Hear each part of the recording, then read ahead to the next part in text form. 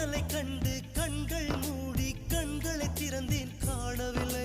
மின்னல் ஒளியை கையில் கொள்ள ஐயோ ஐயோ வசதி இல்லை என்னை நோக்கி சிந்திய மழை